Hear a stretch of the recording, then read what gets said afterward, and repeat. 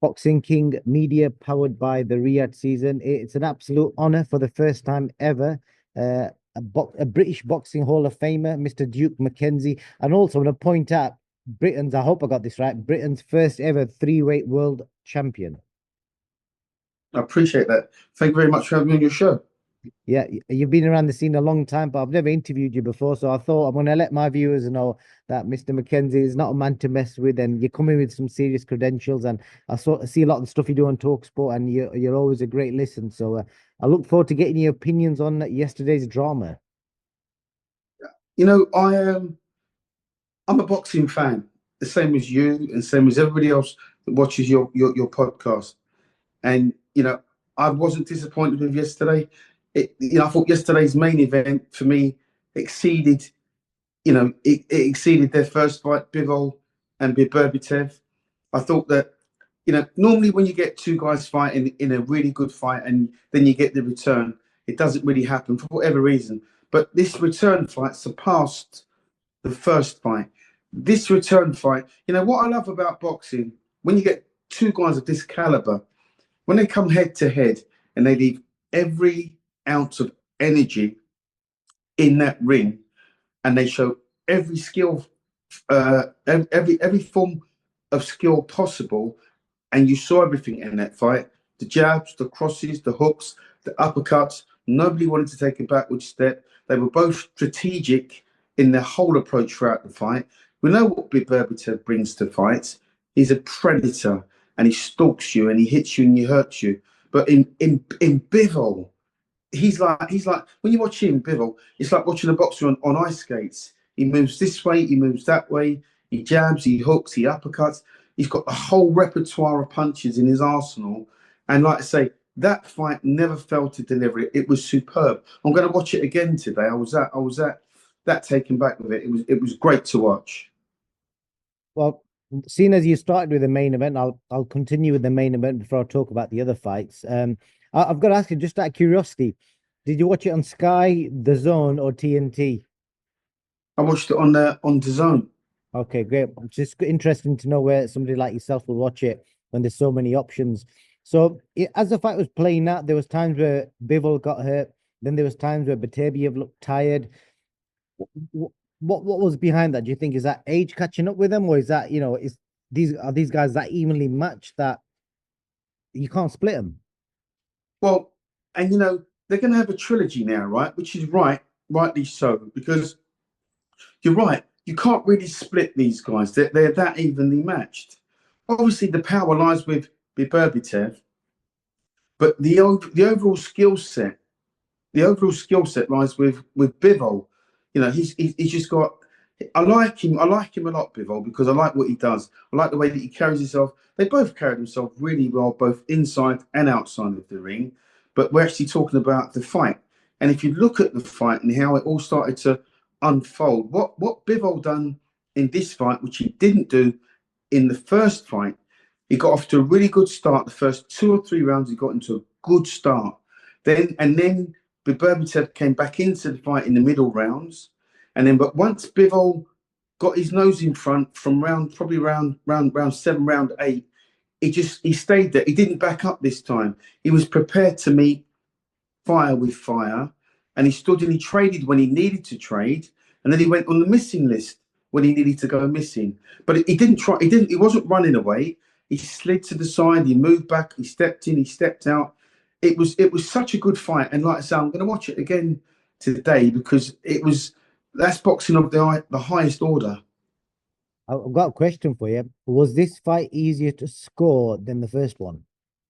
Yeah, for me personally, it was easier to score because like I say, what Bivol done in this fight, in the last third of the fight, the last 3 or 4 rounds, in the first fight, he backed up a lot more, and then he allowed BETERBIEV to take over. But this time, he didn't back up so much, and he prepared to stand and trade and let his hands go, champ. And like I say, it was such a good fight, and I was kind of buzzing from it, to be honest with you. So the ultimate question: how did Mr. Duke McKenzie score the fight? I scored the fight 116, 114 for Bivol. All right. How did you get to that? Have you had some rounds of draw? Sorry? Did you score one round of draw? I scored one round of draw. You know, like I say, just the last third of the fight for me was where that fight was won. The last 3 rounds, the last 2 to 3 rounds was where that fight was won, because it was nip and tuck all the way. Bivol scored one around, Berbatov one around, then Bivol, then Berbatov. But like I say, what Bivol didn't allow to happen in this fight, which he did in the first fight, was let Berbatov dictate the last 3 rounds. He wasn't having it this time. He left his heart, mind, body, and soul in those last 3 rounds. And it was the last 2 rounds for me, really, was where he cemented the victory for me. I don't know if you can comment on, you mentioned it earlier, them as characters and as people. With Bivol, obviously, it's well documented the issues he's had with, his ex-partner, which was quite public in the previous fight. Oh, But he kind of kept that, and he kept his emotions to himself. And I spoke to him about his emotions in fight weekend. He just held it all together. And I think things are a bit better now, but still, this time he was allowed to speak to his son. I asked him, and he was allowed to FaceTime him on the Saturday. So it must have been a big thing for him. So as a fighter yourself, if you're having issues outside, how hard would it have been for him in that first fight compared to this, do you think? well, I tell you what, I take my hat off to him, and also take my hat off to you for bringing that point up. When you've got personal issues going on and you're going into a major fight, a world title fight, it really can play on your mind. Ultimately, boxers, we're only human. If you cut us, we'll bleed. If you upset us, we'll cry. And there's no bigger heartache you can experience than having your whole personal life dragged out into the public, like it was so much so in the first fight. So I really got a lot of respect and admiration for Bivol, because he's got all this personal turmoil going on, but he's been totally professional this time around. Maybe not so in the first fight, we allowed it to probably get to him more. But this time he said, you know what? I've got to put that to one side, and I'll be totally professional on the other side. I've got the biggest fight of my life coming up, and I'm going to conduct myself in a really professional manner, which he did. So I've got so much respect for that guy, because it's a horrible, horrible thing when your private life plays out in public the way it did the first time. And he's put it all to bed now, or at least he's put it he's put it to the side, where he can be totally professional and go into this fight and have this where it's supposed to be. 100%. And I don't even need to ask you this, but surely you want to see a rematch, don't you? You want to see a trilogy? There's going to be a trilogy. There has to be a trilogy, because it's one apiece, and they can't fight anybody else as far as I'm concerned, because A, they are that evenly matched, and B, nobody else can touch them in that weight division. They've proven that. That's why they're at this stage that they are now. The only person that beat Bivol was Berbatov, but until that point, he was unbeaten, and obviously the same for Berbatov. Up until yesterday's fight, he was unbeaten. So they crush everybody else. There isn't anybody else that comes close. The other guys are going to have to sit tight now and wait and see what happens in the trilogy, because they have to fight again. There's talk of Bivol, maybe, he's saying, well, maybe he doesn't have to fight Berbatov straight away. He might jump up and fight at the next weight up, or, there's a possible rematch with Canelo, or, who knows? But I just hope that these two fight again, and we get a trilogy, and we get another brilliant outcome. Indeed, definitely so. I'm just gonna skip through some of the undercard fights. You gave a brilliant breakdown on the main one. Quick word on Joshua BUATSI, Callum Smith. I read a lot of the build up to this, and I even said it to Callum in the build up that everyone thinks Josh is just catching you at the right time, and it's going to be a case of father time, etc. But he proved that was not the case. What did you think of it? Well, listen, the underdog came to life. I, for one, thought BUATSI would win, and win handily, given the fact that Smith has boxed for a world title. He's been around the block. He's been a world champion. He knows what that's all about. But he definitely looked like he was on the slide, and he managed to, turn the clock back, roll some of the years back, and whatever BUATSI had, he seemed to have an answer to. But again, that fight ebbed and flowed. It wasn't one-way traffic. Nobody had it their own way. You know, Smith was hurt in that fight, but BUATSI was hurt in that fight, and the right man won, I guess. I mean, you can't argue with it, really. BUATSI just didn't do enough, and he let Smith kind of old man him out of it. You know, I guess that comes from experience. That comes from experience because Smith's been in with BETERBIEV.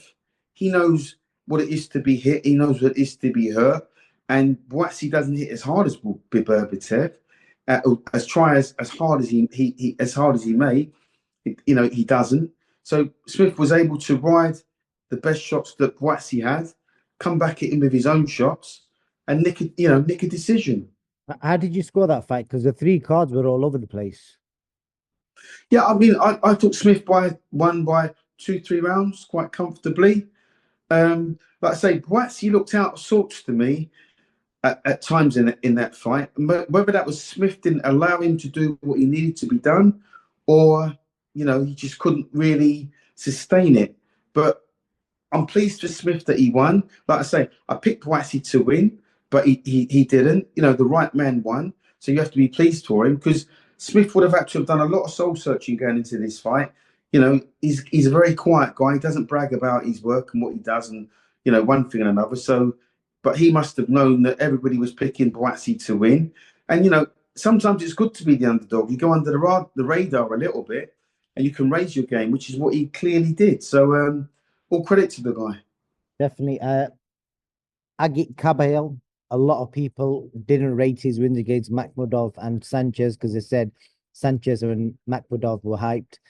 But surely he's proven the hype is real yesterday. Well, KABAYEL, I thought KABAYEL again. I thought he would nick that, being a little bit younger. He's massive for the weight, but he didn't pull it off. He didn't pull it off. So where he goes now from here, I don't know, because he's lost to Crawford, and now he's lost to Ortiz. So where does he go from here? That's the $1 million question, right? It is. Well, you covered that fight, but the question I was going to ask you was about KABAYEL, Agit KABAYEL, the heavyweight who's. Oh, sorry. All right, I misunderstood what you said. It's all right, but you covered the Ortiz Madrimov fight. Sorry, no. KABAYEL, sorry, my mistake. KABAYEL and ZHANG. Yeah, well, what did you think? Because a lot of people didn't rate KABAYEL's last two wins against Makhmudov and Sanchez. Oh no, I picked KABAYEL to beat ZHANG. Picked him all day long to beat ZHANG. Sorry. You know what I like about KABAYEL? My mistake. Maybe it's because it sounds a little bit low. My mistake. I do apologize. No, KABAYEL, he boxed a very intelligent fight. I studied him before this fight.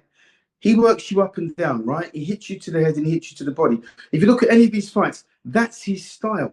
Tickles you. Yeah, he mixes it up. He goes up and he goes down. Watch any of his fights. And the good thing and the pleasing thing to see about KABAYEL is that you don't really see that with most heavyweights. Most heavyweights are headhunters, because they're all heavy-handed. There's no such thing as a weak punching heavyweight. They all hit hard. But KABAYEL boxed a really intelligent fight. Like I say, he was hitting ZHANG with body shots from the first round. I know he walked onto one ultimately, and ZHANG had him over. But to ZHANG's detriment, he didn't finish him. So KABAYEL, once he got up and went back to doing what he does, he was hitting ZHANG and hurting ZHANG as early as the second round with the body shots. It was an intelligent fight from KABAYEL because he never stopped throwing body shots. Once he found a home for the left hook to the body and the little uppercuts he was throwing to the head when they got on the inside, he was working ZHANG over. And ZHANG was blown out of his backside about the third, fourth round. And then like I say, I know he walked onto a shot, KABAYEL, but he managed to get up and turn it around. That's the sign of a champion. That's the sign of a champion. It really, when you get decked heavily as he did in the fight, and then you get up and you win, that shows a lot of heart. It does. I'll tell you one thing about Agit KABAYEL. Such a nice person. Before his wins, after he strikes me as that. He strikes me as being very humble. Man. Yeah, very humble, very self-assured. He's not cocky. He's got all the attributes to go on and to become a world champion.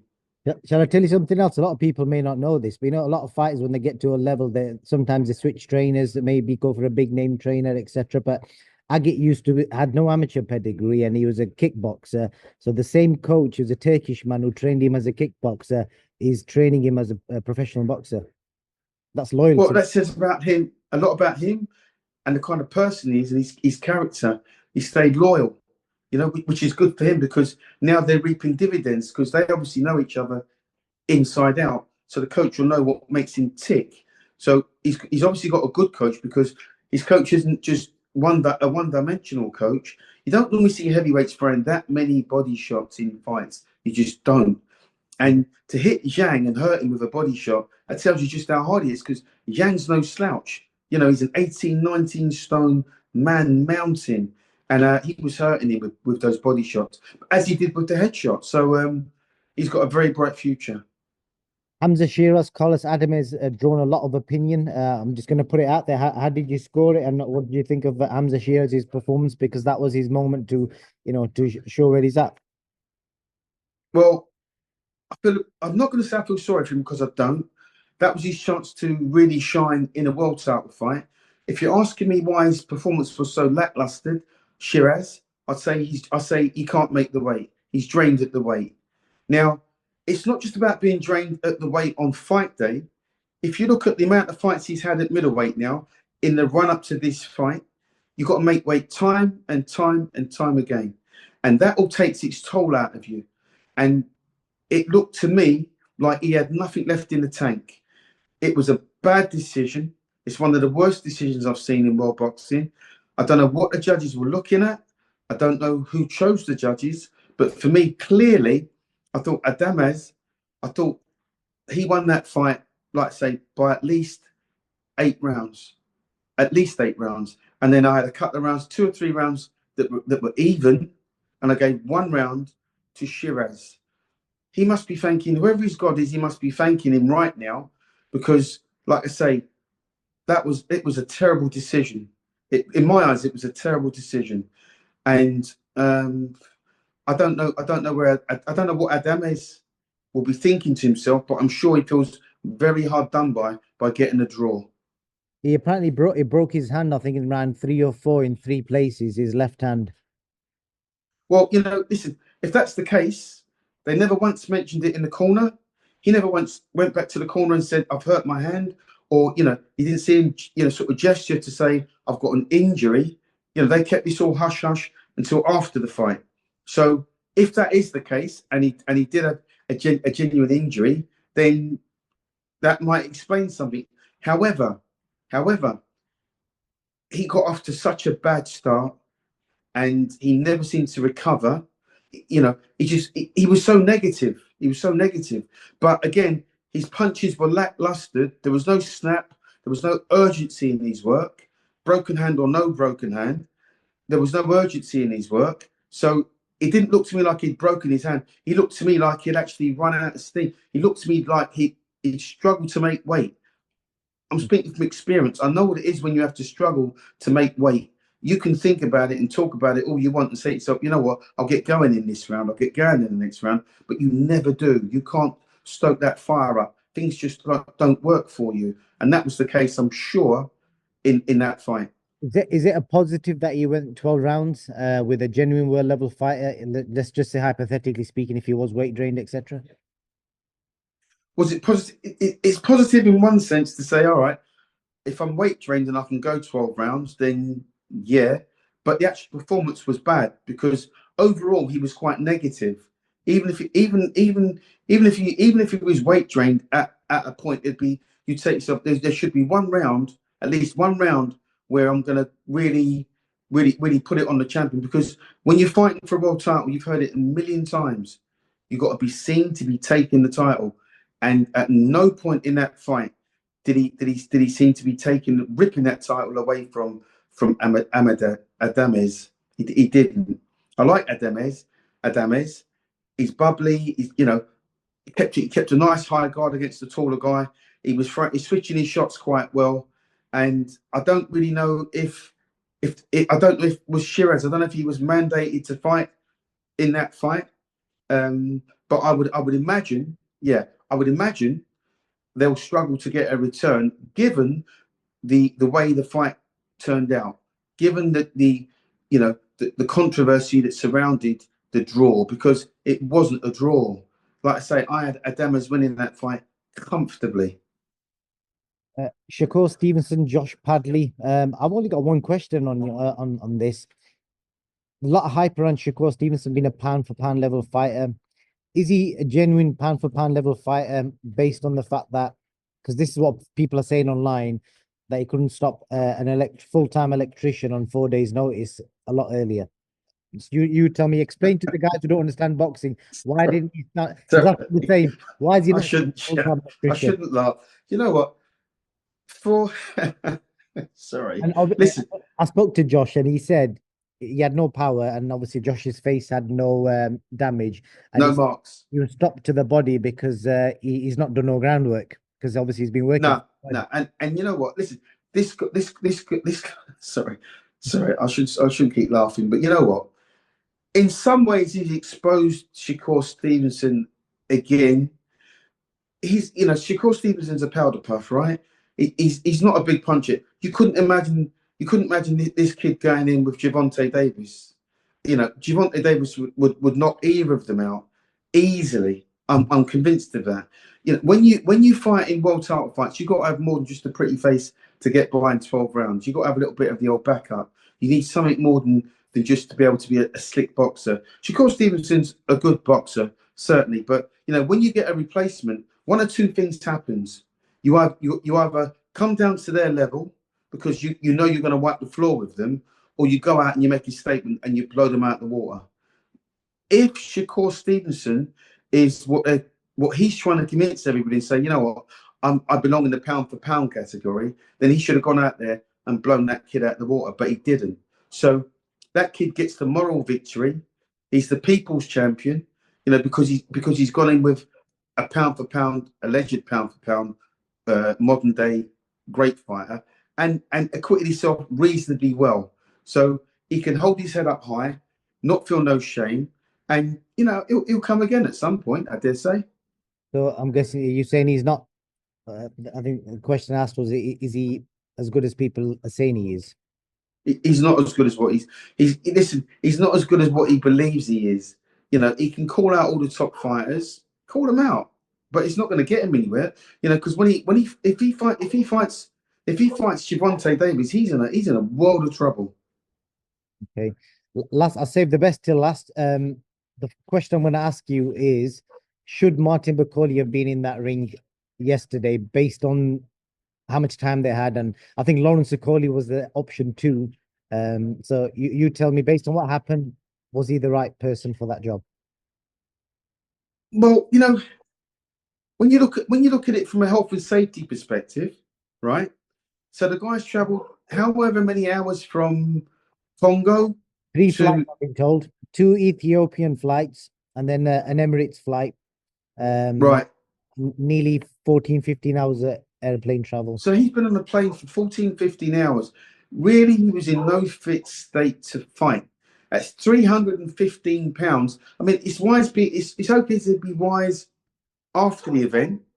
Let's just say we've gone in there and they've knocked Parker out. Then everybody would be saying, "Wow, look at this guy." He is clearly the bogeyman of the heavyweight division, and that's the reputation that he has. He is the bogeyman of the heavyweight division. However, going in there at such late notice, he done himself no favors, and he's paid the ultimate price. He's been knocked out cold. 2 rounds. So Joseph Parker gets a good win because he fought the guy that nobody else wanted to fight. Some shine will be taken away from Joseph, which is not fair on him, I'd say, because ultimately he's fought Bakole on 24 hours notice, and he's prepared for somebody completely different. Is that fair to say? Yeah, that's absolutely a fair comment. I mean, it has taken some of the shine off of it because he's come in as a late replacement, but he knew what he was doing, obviously. He's obviously got a tremendous payday from it. So when you look at it in a cold light of day, he can come again, Bakole, because now there'll be more people queuing up to fight him because they'll think he's vulnerable because he's been knocked out. So he'll have to come again, have to rebuild. and get his act together and come again. And he would have learnt his lesson. Your You dog, can't fight at world level and just come in as a replacement and expect to get a result. yep, your dog Trevor's shouting in the background. So I've got one last question for you. Yeah, sorry, Trevor wants in on the action now. It does. Who's next for Joseph Parker? Who do you want him to fight next? Joseph Parker and Daniel Dubois. I know Dubois got ill, obviously, and had to pull out of the main event. And I'm sure it's all genuine, because Dubois doesn't strike me as the kind of guy to pull out and run from anybody. That's not in his makeup. So he's pulled out of the Parker fight. I hope him and Joseph Parker can fight again at a later date. They can reschedule it and then they can fight. Like I say, I think the only person that beats Daniel Dubois is Alexander Usyk. Usyk beats everybody. Anybody they put in front of Usyk. He's already clearly stated he only wants 2 more fights. He wants one to be against Dubois, and then I think he wants a homecoming fight. So again, Usyk is calling the shots. I'd like to see Daniel Dubois and Usyk, but after Dubois Parker. Great stuff, Mr. Duke McKenzie. It's been an honor. I'm just going to mention your background, family ancestry is from Clarendon, Jamaica, isn't it? Yeah. My parents are both Jamaican, and as are my 2 older brothers, Clinton and Winston. They were born in Jamaica. Is it Clarendon? Is that the town? Have we got the right town? Clarendon, yeah, that's correct. Yeah. Spencer Fearon was there. Your research, champ. I know appreciate that. Spencer Fearon was there recently, and I remember seeing it on his Instagram, and I think he mentioned. Okay. So. Okay. Yeah, both my parents are Jamaican, and my 2 older brothers, and then I've got another 4 brothers and a sister. We were born over here. I was born in Croydon, South London. I'm a Croydon boy. Big up the Mackenzies, and yeah, it's been an honor to have you on for the first time ever, and I'm sure we'll do a lot more. And I look forward to seeing you in person. Champ, I really appreciate you. Thank you very much for inviting me on your show, and I look forward to the next one. Thank you very much, Mr. Duke McKenzie. Take advantage of the Boxing King Media discount at BYD Sheffield. You can get this amazing car for £269 per month with a £269 deposit. Details in the description.